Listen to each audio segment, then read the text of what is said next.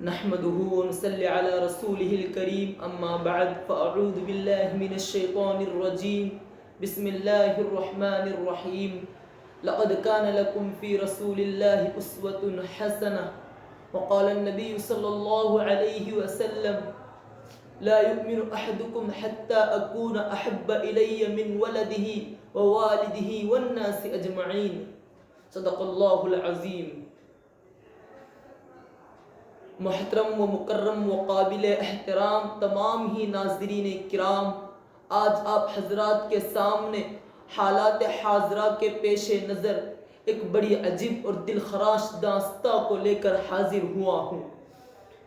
محترم سامعین، عقابی روح جب بیدار ہوتی ہے جوانوں میں، عقابی روح جب بیدار ہوتی ہے جوانوں میں، نظر آتی ہے ان کو اپنی منزل آسمانوں میں. آج پورے ہندوستان کے اندر نہیں بلکہ پوری دنیا کے اندر مسلمان بڑے ہی نازک ترین حالات میں اپنی زندگی گزار رہے ہیں، اور ہمارے اس ملک ہند کے اندر بھی کئی ظالم حکمران ہند، ستا چہرہ حکمران ہند مسلمانوں کے خلاف ہزاروں سازشیں اور ہزاروں پلان بنا رہے ہیں، اور اس ملک سے اسلام کو، مسلمانوں کو ختم کرنے کی ناپاک سازشیں کر رہے ہیں. درد دل کے واسطے پیدا کیا انسان کو، درد دل کے واسطے پیدا کیا انسان کو، ورنہ طاعت کے لیے کم نہ تھے کروبیا. ہمارے استاد محترم کا یہ شعر کہ انسان کو اس دنیا کے اندر ایک درد دل کے واسطے پیدا کیا ہے. وہ درد کہ جب اس کا نفس اسے گناہ گاری کی طرف کھینچے، اس کے دل میں درد ہو کہ یہ گناہ کی چیز ہے. جب اس کا نفس گناہ کر بیٹھے، اس کے دل میں درد ہو کہ میں نے گناہ کر لیا ہے، ابھی تک توبہ نہ کی ہے. وہ درد کہ جب بھی پوری دنیا کے اندر، پورے ملک کے اندر مسلمان پریشانی اور تکالیف کی زندگی گزار رہے ہو، کسی صوبے کے اندر، کسی زمین کے اوپر اگر مسلمانوں کو تکالیف پہنچائی جا رہی ہو، اس کے دل میں درد ہو کہ یہ میرے مسلمان بھائی ہے. المسلم اخو المسلم، ہم سب آپس میں ایک دوسرے کے بھائی ہیں. اس کے دل میں درد ہو، اس درد کے لیے، وہ درد کہ میرے نبی نے جو سنتیں میرے نبی کی ہے، جب ان سنتوں کے خلاف کوئی آواز اٹھائے اس کے دل میں درد ہو. میرے اللہ رب العزت کے احکامات کے خلاف کوئی اپنی زبان چلائے، اس کے دل میں درد ہو کہ میرے رب کے احکامات ہیں، اور یہی اصل زندگی ہے. انسان کے دل میں جب درد پیدا ہوگا اپنے ایمان کے لیے، اپنے اسلام کے لیے، اسی لیے اسے اس دنیا کے اندر پیدا کیا گیا ہے کہ ہمارے دل کے اندر درد ہو. معزز سامعین، ہمارے دل میں درد ہو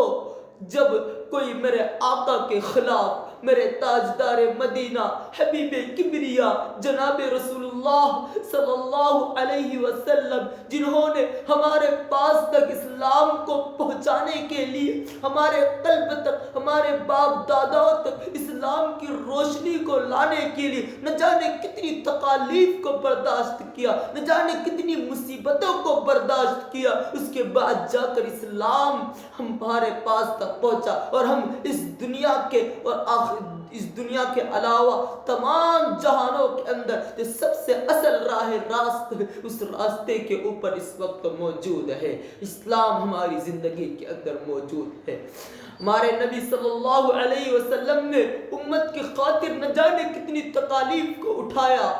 طائف کے میدان کے اندر جب اوباش لڑکوں کو میرے نبی کے پیچھے لگا دیا گیا، اور وہ میرے نبی کو مارا کرتے تھے پتھروں کے ذریعے، اٹکروں کے ذریعے، یہاں تک کہ خون پورے جسم سے نکل کر جوتیوں پہ جمع ہو گیا. موت کا اس وقت ایک فرشتہ جو طائف کے بازو کے اندر پہاڑ ہے، ایک فرشتہ وہاں سے حاضر ہوا اور کہنے لگا اگر آپ اجازت دیں میں ان دونوں پہاڑوں کے بیچ میں اس بستی کو چکما چور کر دوں، لیکن میرے نبی نے کہا تھا کہ میں اس دنیا میں قہر و غضب بن کر نہیں آیا، میں کیوں ان کے حق میں قہر الہی کی دعا مانگوں، میں کیوں ان کے حق میں قہر الہی کی دعا مانگوں، بشر ہے بے خبر ہے کیوں تباہی کی دعا مانگوں۔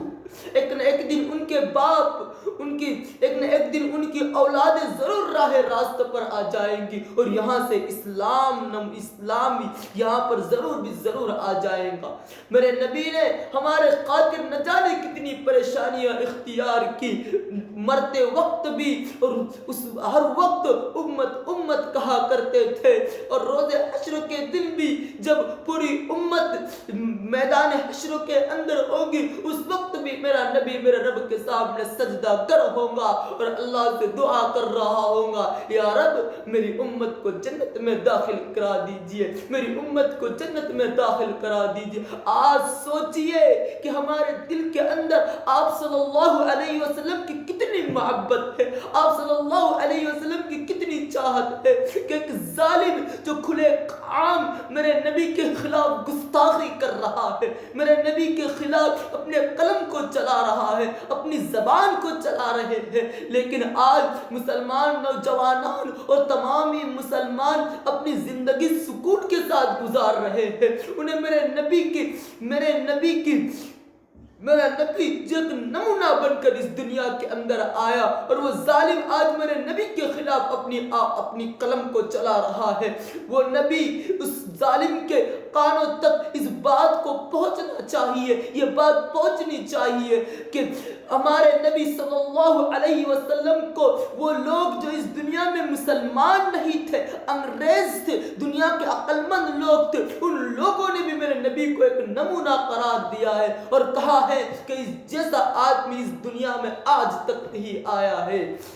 میرا نبی اس دنیا کے سب سے بہتر انسان ہے۔ میں نے حدیث پاک آپ حضرات کے سامنے پہ بیان کی کہ میرے نبی سے اتنی محبت ہونی چاہیے کہ ہم اپنے آل و اولاد سے، ہم اپنے والد سے، ہم اپنی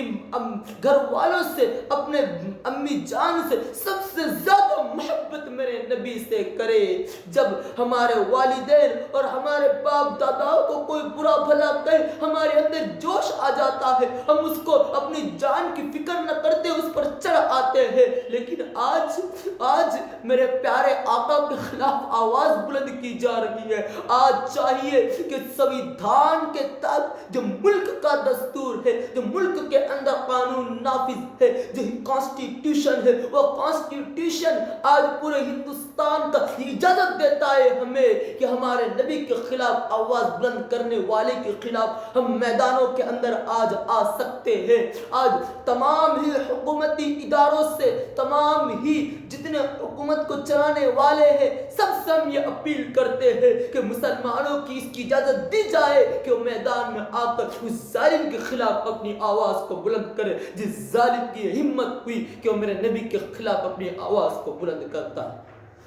آج ہم اس ظالم سے بھی یہ کہہ دینا چاہتے ہیں کہ جس نے آج تلک میرے نبی کے خلاف کوئی آواز نکالی ہے، میرے نبی کی شخصیت پر انگلی اٹھائی ہے، تو آج تک دنیا گواہ ہے کہ اس کا ایسا حشر ہوا ہے جسے پوری دنیا کے سامنے دکھایا گیا، اسے پوری دنیا نے دیکھا ہے، اس کا اتنا خطرناک حشر ہوا ہے۔ آج تو میرے نبی کے خلاف سب کچھ جاننے کے باوجود میرے نبی کے خلاف اپنا قلم اٹھاتا ہے اور غلط بیانی کرتا ہے، ضرور تیرا ایسا عشر ہوگا جسے پوری کے پوری دنیا دیکھے گی۔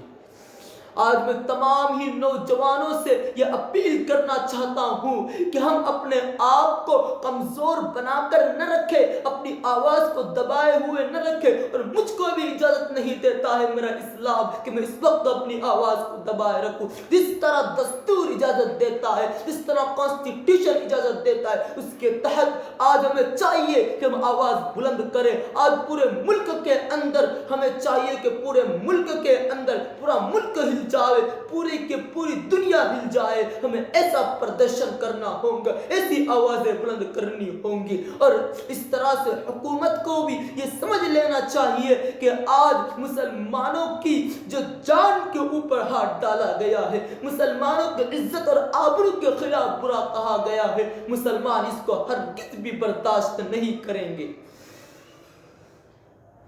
آج برداشت نہیں ہوتا کہ کس طرح میرے نبی کی آبرو کے، میرے نبی کے خلاف یہ لوگ اپنی آواز کو اور اپنے قلم کو اٹھا رہے ہیں۔ وہ محمد بھی، احمد بھی، حامد بھی، محمود بھی، حسن مطلق کا شاہد بھی، مشہود بھی، علم حکمت میں غیر محدود بھی، کہ محمد سے وفا تو نے تو ہم تیرے ہیں، کہ محمد سے وفا تو نے تو ہم تیرے ہیں، یہ جہاں چیز ہے کیا لوح و قلم تیرے ہیں۔ آج ہمیں میرے نبی سے محبت کرنی ہوگی، میرے نبی کی محبت اس طرح سے ہمارے دل میں ہونی چاہیے کہ دل میں درد ہو جب بھی ہم میرے نبی کے خلاف کسی آواز کو بلند ہوتے ہوئے دیکھیں، کسی قلم کو اٹھتے ہوئے دیکھیں۔ اس درد کے لیے ہی میرے اللہ نے اس دنیا میں ہمیں پیدا کیا، ورنہ میرے اللہ کی عبادت کرنے کے لیے بہت فرشتے موجود ہیں، اسے عبادت کی کوئی ضرورت نہیں ہے۔ میرے اللہ کو اگر پوری دنیا بھی گناہ کرنے لگ جائے، میرے اللہ کی شان میں کوئی فرق نہیں پڑتا، پوری دنیا بھی نیکیاں کرنے والی بن جائے تب بھی میرے اللہ کی شان میں کوئی فرق نہیں پڑتا۔ اللہ کی شان وہی ہے، اللہ کی عزت وہی ہے، اس کی عظمت وہی ہے، اس کا جلال وہی ہے، اس کی عزت میں، اس کی عظمت میں کوئی فرق نہیں پڑتا۔ تو آج تمام مسلمانوں کو یہ چاہیے کہ ہم میرے نبی کے لیے، ہم میرے نبی جناب رسول اللہ صلی اللہ علیہ وسلم کی محبت اور چاہت کو اپنے اندر اس طرح سے جگمگائے کہ یہ دل خود بخود کہے کہ یہ دل خود بخود تڑپ اٹھے۔ دوسری چیز، میرے نبی کے خلاف ان لوگوں نے آواز بلند کی، اور دوسری چیز ملک کے کئی صوبوں کے اندر آج مسلمانوں کو اور اسلام کو برا بھلا کہا جا رہا ہے، وہاں پر کئی مساجد کو توڑی جا رہی ہے۔ میں تریپورہ کے حالات آپ حضرات کے سامنے پیش کر رہا ہوں۔ آج بڑی ہمت اور جوش کے ساتھ میرا دل ایمانی قوت، ایمانی روحانی طاقت یہ برداشت نہیں کرتی کہ خاموش رہا جاوے، آج آواز بلند کیا جاوے، یہ اس کی اجازت دیتے ہیں کہ آج آواز بلند کی جائے۔ معزز سامعین، تیری پورہ کے اندر جو ظلم ڈھایا گیا ہے مسلمانوں پر، جو مسجدیں توڑی گئی ہے اور پورے مسلمانوں کو جو تکالیف وہاں پر دی گئی ہے، ان تکالیف کے خلاف بھی ہمیں آواز بلند کرنی ہوگی، اور پوری حکومت سے، صوبائی حکومت سے بھی اور پورے ملک کی حکومت سے بھی ہمیں یہ اپیل کرنی ہوگی کہ تریپورہ کے مسلمانوں کے لیے مدد کی جائے اور ان کے لیے سکون اور راحت کے اسباب مہیا کی جائے۔ ان کی پولیس جنہوں نے آج تک ان لوگوں کو، جو لوگوں نے ظلم اٹھایا ہے، ان لوگوں کو سزا نہیں دی، ہم ان سے بھی اپیل کرتے ہیں کہ ان لوگوں کو سزا دی جائے۔ اللہ رب العزت تمام مسلمانوں کو سکون اور راحت عطا کرے، اور اسلام کی بلندی، اسلام کی وقعت، اسلام کی عظمت مسلمانوں کے دلوں کے اندر پیدا کرے۔ میرے نبی کی سچی محبت اور سچی چاہت اللہ رب العزت مسلمانوں کے دلوں میں پیدا